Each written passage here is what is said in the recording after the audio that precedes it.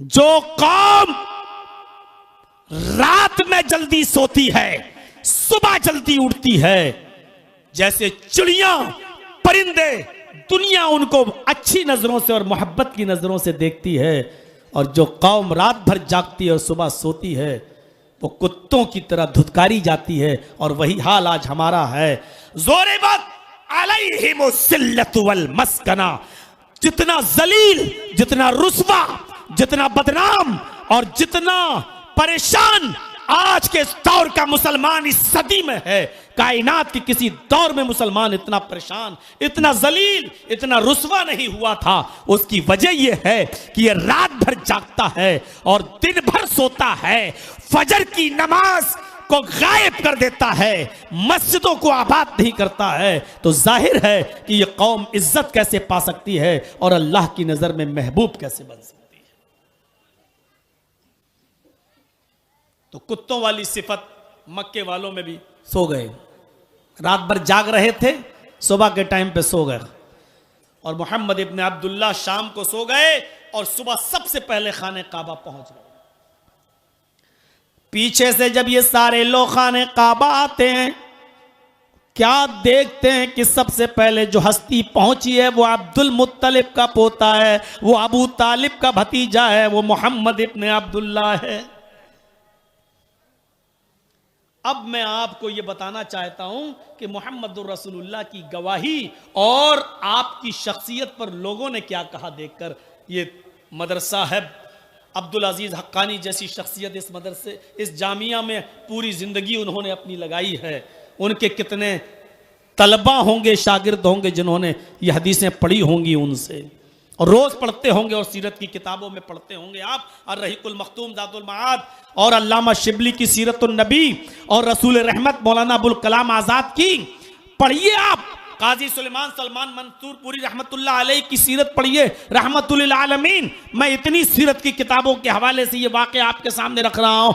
जैसे ही मोहम्मद इब्न अब्दुल्ला पर इन तमाम लोगों की नजर पड़ी तो जानते हो इन लोगों की जबान से सबसे पहले जुमला क्या निकला। जैसे इन लोगों ने मोहम्मद इब्न अब्दुल्ला को देखा कि सबसे पहले खाने काबा में आ गए, कहा कद जा अल अमीन कद जा सादिक, कद जा अल अमीन कद जा सादिक। लोगों, अमीन आ गया, अमानतदार आ गया। हमने जिंदगी में इससे ज्यादा सच्चा किसी इंसान को देखा ही नहीं है। आज एक सच्चा इंसान खाने काबा में तशरीफ ले आया। ये 35 साल मोहम्मद रसूलुल्लाह की जिंदगी का तजर्बा था उन मक्के वालों को कि मक्के वाले देख रहे हैं और देखते ही कह दिए कद जा सादिक, सबसे ज्यादा सच्चा इंसान, मक्के का सबसे बड़ा सच्चा इंसान तशरीफ लाया। ये सच्चाई की गवाही मक्के के लोग दे रहे हैं, जबकि अभी मोहम्मद रसूलुल्लाह रसूल नहीं बने हैं। ये रसूल बनने से पहले की गवाही है, यानी नबी बनने से पहले लोग कहते थे इनसे ज्यादा सच्चा तो इंसान हमने देखा ही नहीं है। अमानतदार, किसी की अमानत में खयानत नहीं की और बेईमानी नहीं की। आज अमानतदार आ गया, आज सच्चा इंसान आ गया, आज अमानतदार इंसान आ गया। मान लिया पूरे मक्के में कोई और चला आता तो शायद उसके फैसले, अच्छा 900 चूहे खा के बिल्ली चली हज को, तू फैसला करेगा? अपने बेटों का फैसला कर नहीं पाया, यहां का फैसला करेगा? अपनी बेटियों को फैसला कर नहीं पाया, ये फैसला नहीं।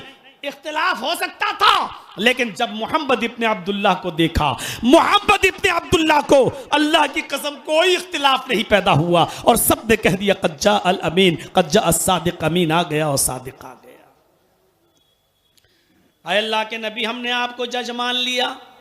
आपने कहा अच्छा, मैं जो भी फैसला करूंगा अब तुम मानोगे कि हाँ। अब फैसला देखिए, और इतनी बड़ी गवाही, इतनी बड़ी गवाही। कभी दौर था चैलेंज देने का, लेकिन इन चैनल वालों ने सब कुछ खत्म करवा दिया।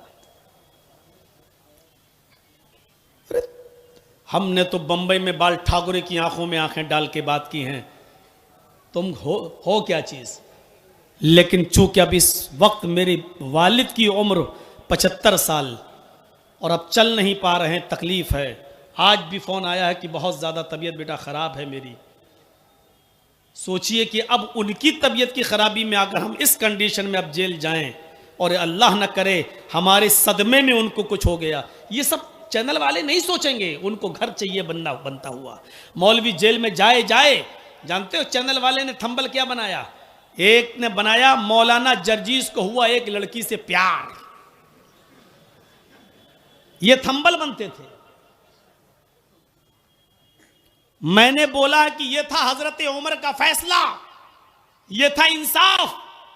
आज हमारे कोई भी हुक्मरान ऐसा इंसाफ नहीं कर सकता। देखिए मैंने बोला ये था, आज कोई हाकिम ऐसा इंसाफ कर सकता है जो उमर ने किया। इन्होंने मोदी का फोटो मेरा फोटो बना के कह दिया मौलाना जर्जीस ने ललकारा मोदी को। मैं बोल रहा हूं उमर के बारे में, ये चैनल थंबल बना रहे हैं चैनल पर, मौलाना जर्जीस ने दिया चैलेंज मोदी को। मैं बोल रहा हूं आजकल प्यार मोहब्बत लव ये बहुत बढ़ गया है, मोबाइल का गलत इस्तेमाल हो रहा है। इसमें थंबल बनाया मौलाना जर्जीस को हुआ एक लड़की से प्यार। बताइए ये हरामीपना था इनका।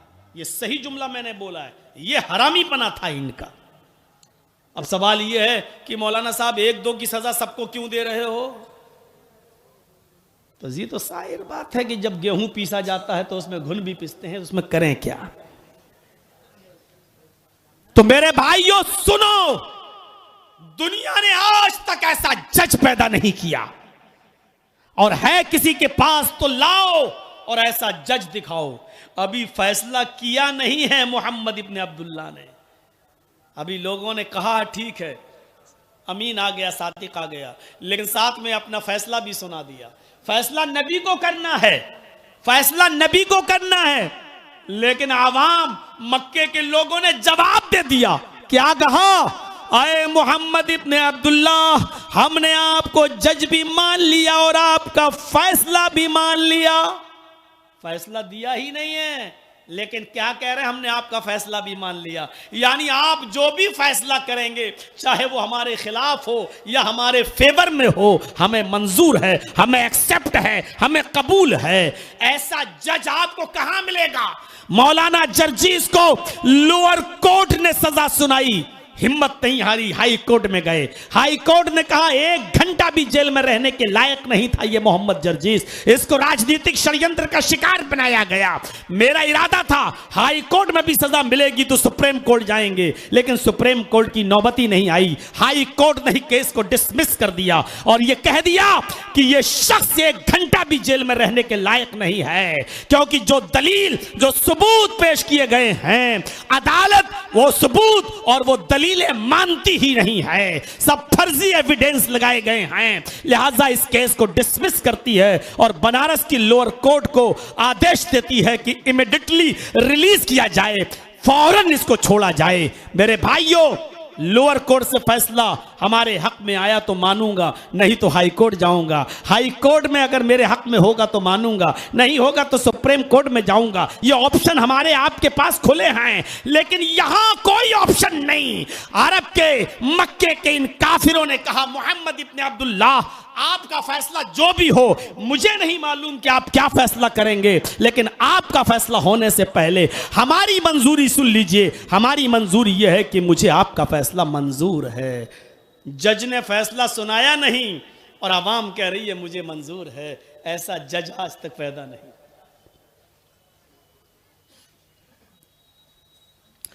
मोहम्मद इब्ने अब्दुल्ला ने कहा अच्छा ठीक है, तो लाओ मैं फैसला करता हूं। अब फैसला क्या किया? एक चादर मंगाई और चादर को बिछा दिया, उस पर हजर अस्वद को रख दिया और आपने चारों बड़े बड़े सरदारों से कहा तुम ये कोना पकड़ो, तुम ये कोना पकड़ो, तुम ये कोना पकड़ो, तुम ये कोना पकड़ो। चारों ने चारों कोनों को उठाया।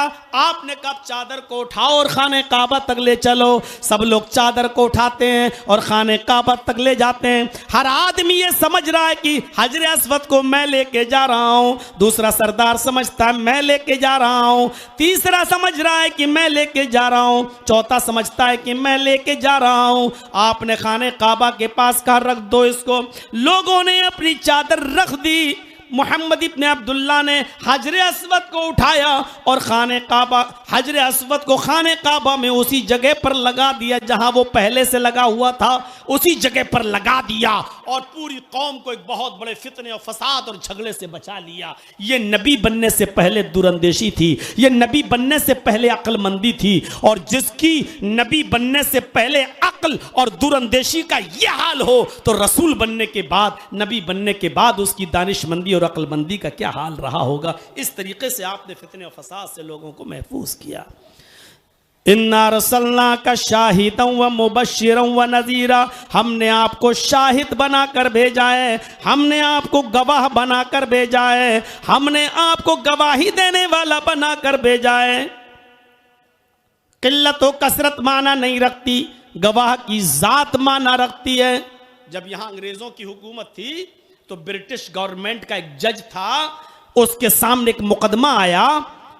हिंदू कहते थे ये जमीन मेरी और मुसलमान कहते थे ये जमीन मेरी। फैसला करना उस अंग्रेज जज के लिए बड़ा मुश्किल हो गया। तो उसने एक दिन हिंदू और मुसलमान दोनों को बुलाया और फरमाया, आए हिंदू भाइयों और आए मुसलमानों, तुम दोनों लोग मिलकर ऐसा कोई गवाह पेश करो, ऐसा कोई एक गवाह लाओ जिसकी गवाही हिंदू भी मान लें और मुसलमान भी मान लें। हमें और लोगों की गवाही नहीं चाहिए, हमें ऐसा गवाह लाओ जिसकी गवाही हिंदू भी मान लें और मुसलमान भी मान लें। तो हिंदुओं ने एक आदमी का नाम पेश किया जो मुसलमान था और वो एक मुस्लिम बस्ती का रहने वाला बुजुर्ग था। हिंदू भाइयों ने कहा, हम अपने गवाह के तौर पर उस मुसलमान का नाम पेश करते हैं जो फला फला बस्ती का रहने वाला है, वहां का एक नेक बुजुर्ग बंदा है और वो इस जमीन की सच्चाई को जानता है, वो जो भी गवाही देगा हम मान लेंगे। ब्रिटिश गवर्नमेंट के जज ने मुसलमानों से कहा, इस हिंदू ने तो मुसलमान का नाम ले दिया है, तो क्या तुम भी उस मुसलमान की गवाही मानोगे? उन मुसलमानों ने कहा कि ठीक है, अगर इनको एतराज नहीं तो हमें भी एतराज नहीं। हम तो चाहते ही थे कि उसकी गवाही हो जाए, लेकिन इसलिए पेश नहीं करते थे कि ये लोग ये ना कहें ये तो मुसलमान है, अपने फेवर में बोलेगा। अगर हिंदुओं को कोई एतराज नहीं है तो हमें भी कोई एतराज नहीं है, हमारी तरफ से भी वही गवाह है। हिंदू और मुसलमान दोनों उस गवाह की गवाही पर मुत्तफिक हो गए। जज ने नोटिस भेजा, उस गवाह से कहा मुसलमान बुजुर्ग से कि तुम्हें आना पड़ेगा। उस मुसलमान बुजुर्ग ने लेटर का जवाब ये लिखा कि मैंने कसम खाई है कि मैं जब तक जिंदा रहूंगा किसी अंग्रेज ऑफिसर का मुंह नहीं देखूंगा, लिहाजा मैं कोर्ट में कैसे आऊं जबकि कोर्ट में आप बैठे होंगे, और मैं नहीं चाहता हूं कि गवाही देते वक्त मेरी नजर आपके चेहरे पर पड़े, क्योंकि मैंने किसी अंग्रेज अधिकारी को न देखने की कसम खाई है। जज को मामला निपटाना था। जज ने कहा कि मैं पर्दा डाल दूंगा, आपकी नजर मेरे चेहरे पर नहीं पड़ेगी, आपको कोर्ट में आना है, आपके बिना यह मामला हल नहीं होगा। जब जज ने यह शर्त मान ली कि मेरा चेहरा आप नहीं देख पाएंगे, मैं पर्दा डाल दूंगा या पीठ चेहरा घुमा लूंगा, तब वो बुजुर्ग आए। मुसलमान बुजुर्ग कटघरे में खड़ा होता है। उस अंग्रेज जज ने भी एक पर्दा डाल दिया ताकि इसका चेहरा, इसकी नजर मेरे चेहरे पर न जाए। कटघरे में खड़ा होकर कुर्सी पर बैठे हुए उस अंग्रेज जज ने पर्दे की ओर से कहा, हिंदू कहते हैं ये मेरी जमीन है, मुसलमान कहते हैं ये मेरी जमीन है। हिंदुओं ने गवाही के तौर पर आपका नाम पेश किया है और मुसलमानों ने भी गवाही के तौर पर आपको अपना गवाह मान लिया है। आपकी गवाही हिंदू भी मानेंगे और मुसलमान भी मान लेंगे। हजारों लाखों लोगों की गवाही नहीं मानी जा रही है, लेकिन आपकी गवाही पर मामला टिका हुआ है। आप सच सच गवाही दे दीजिए कि यह जमीन हिंदुओं की है या मुसलमानों की, ताकि मैं उसी गवाही के मुताबिक फैसला कर दूं। उस मुसलमान जज ने कटघरे से खड़े होकर जवाब दिया, आए अंग्रेजी हुकूमत के जज, मुझे इस कटघरे में जिस गवाही के लिए बुलाया गया है, मैं अल्लाह की जात की कसम खाकर कहता हूं जिसके कब्जे में मेरी जान है, मैं झूठ नहीं बोलूंगा। जिस जमीन पर झगड़ा है, हिंदुओं को और मुसलमान अपना दावा करते हैं, मैं इसकी गवाही के तौर पर इतना कहना चाहता हूं कि ये जमीन हिंदू भाइयों की है। मुसलमान झूठ बोलते हैं और मुसलमानों का ये दावा झूठा है, ये मैं अच्छी तरीके से जानता हूं। ये जमीन हिंदू भाइयों की है, मुसलमानों का दावा बिल्कुल झूठा है। ये गवाही देकर बोल मुसलमान बुजुर्ग वहां कटघरे से निकल गया और जज ने उसी गवाही की बुनियाद पर वो जमीन का टुकड़ा हिंदू भाइयों को दे दिया। जिस पर झगड़ा था हिंदू भाइयों को दे दिया। बज़ाहिर देखा जाए तो ये बहुत बड़ी बात थी कि मुसलमान होकर मुसलमानों के खिलाफ गवाही देना, लेकिन यकीन मानिए उस मुसलमान बुजुर्ग ने सच्ची गवाही देकर हजारों लाखों हिंदू भाइयों का दिल जीत लिया। और बहुत से हिंदू तो ऐसे थे जो उस मुसलमान बुजुर्ग की गवाही के बाद कलमा पढ़े बगैर नहीं रह सके, उन्होंने इस्लाम तक कबूल कर लिया। मेरे भाइयों, जहां वो जज हजारों की गवाही नहीं मान रहा है, वहां सिर्फ एक मुसलमान बुजुर्ग की गवाही मान ली। तो गवाहों की किल्लत और कसरत नहीं देखी जाती, बल्कि गवाह की जात देखी जाती है कि गवाह की जात कितनी मोतबर है। फिर अल्लाह एक है, इस बात की गवाही किसी और ने नहीं दी, उसी जात ने दी है जिसको पूरा का पूरा मक्का कहता कालो मा जर्रबना इल्ला सिद्का। उससे पहले भी बहुत से नबी आए, इसकी गवाही किसी और ने नहीं दी, उसी जात ने दी है जिसको अल्लाह ने गवाह बनाकर भेजा है, मुहम्मदुर रसूलुल्लाह ने। जन्नत की गवाही उसी रसूल ने दी है। हमने और आपने तो जन्नत देखी नहीं है, लेकिन मानते हैं। क्यों मानते हैं? इसलिए मानते हैं कि इसकी गवाही वही गवाह दे रहा है, मुहम्मदुर रसूलुल्लाह, जिसको दुनिया ने कभी झूठ बोलते हुए नहीं देखा है। इसीलिए जरूरी भी नहीं है कि गवाही के लिए मौके वारदात पे होना जरूरी भी हो। एक्सीडेंट हो गया, एक आदमी मर गया, ट्रक ने किसी पर ट्रक चढ़ा दिया, मर गया, मुकदमा दायर हो गया, इसने मेरे आदमी को मारा है, ट्रक चढ़ा दिया है। चश्मदीदों को बुलाया जाता है तो जज पहला सवाल करता है, क्या मौके वारदात पे आप थे? इसने कत्ल किया, क्या आप वहां मौजूद थे? क्या आपने अपनी आंखों से देखा? लेकिन यह जरूरी नहीं गवाही के लिए मौके वारदात पे रहा जाए, यह जरूरी नहीं है। आप भी तो गवाही देते हैं, अशहदु अल्ला इलाहा इल्लल्लाह, मैं गवाही देता हूं कि अल्लाह के अलावा कोई माबूद नहीं। तो क्या आपने अल्लाह को देखा? आप गवाही देते हैं अशहदु अन्न मुहम्मदन अब्दुहु व रसूलुहु, कि मोहम्मद अल्लाह के बंदे और उसके रसूल हैं। तो क्या आपने मोहम्मद को सल्लल्लाहु अलैहि वसल्लम को देखा? जब देखा नहीं तो कैसे गवाही दे रहे हैं? तो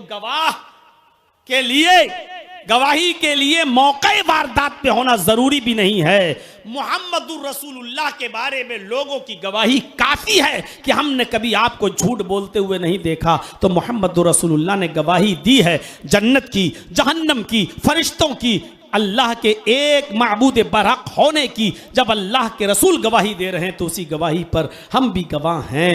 जन्नत है, देखा नहीं। क्यों? क्योंकि हमारे नबी जनाब मुहम्मदुर रसूलुल्लाह ने कहा है। नबी की बात क्यों कह रहे हो? इसलिए कि सारी दुनिया झूठी हो सकती है, लेकिन मुहम्मदुर रसूलुल्लाह झूठे नहीं हो सकते हैं। उसी एक पर आज सारी दुनिया गवाह है। आज ये भारत का 30 करोड़ मुसलमान सिर्फ मुहम्मदुर रसूलुल्लाह की गवाही को मोतबर मानता है। इसीलिए मेरे भाइयों, अल्लाह कहता है कि हमने आपको गवाह बनाकर भेजा है। और आखिरी खुतबे में उस गवाह ने अपनी गवाही पर सबको हाजिर, सबको गवाह बना दिया। जब अल्लाह के नबी हज्जतुल विदा के मौके पर और आखिरी खुतबा दे रहे थे तो खुतबा खत्म करने के बाद फरमाया, लोगों, क्या मैंने अल्लाह का पैगाम पूरा पूरा पहुंचा दिया या नहीं? क्या मैंने अल्लाह के काम को पूरा पूरा तुम तक पहुंचा दिया या नहीं? आवाज आई, कदद दईता व बल्लगता व नसहता। हाय मोहम्मद सल्लल्लाहु अलैहि वसल्लम, हाय नबी, आपने हक अदा कर दिया, आपने अल्लाह के पैगाम को पूरा पूरा पहुंचा दिया। और जैसे ही अल्लाह के नबी ने कहा क्या पूरा पूरा पैगाम पहुंचा दिया, लोगों ने कहा, तो अल्लाह के नबी कहते हैं आसमान की तरफ उंगली उठाई और नजरें आसमान पे डाली। यनकुतुहा, यरफउहा इला समाई व यनकुतुहा इलल अर्ज़, आप आसमान की तरफ उंगली को उठाते थे और जमीन की तरफ झुकाते थे और ऐसे कहते थे, आय अल्लाह अल्लाहुम्मा शहद, अल्लाहुम्मा शहद, अल्लाहुम्मा शहद, आय अल्लाह मेरी उम्मत गवाही दे रही है कि मैंने कोई चीज छिपाई नहीं है, तूने जो पैगाम देकर भेजा था मैंने उसको मुकम्मल कर दिया है। आय अल्लाह मेरी उम्मत की गवाही पर तू भी गवाह बन जा, मेरी उम्मत की गवाही पर तू भी गवाह बन जा। आय अल्लाह कयामत के दिन कोई झुटला न दे, तू भी गवाह बन जा कि मैंने तेरे पैगाम को पहुंचा दिया, उम्मत गवाही दे रही है। उम्मत को भी गवाह बना दिया उस पैगाम पर जो पैगाम लेकर आए थे कि अल्लाह मैंने उस पैगाम को लोगों तक पूरा पहुंचा दिया है और लोग गवाही भी दे रहे हैं, तू भी गवाह बन जा।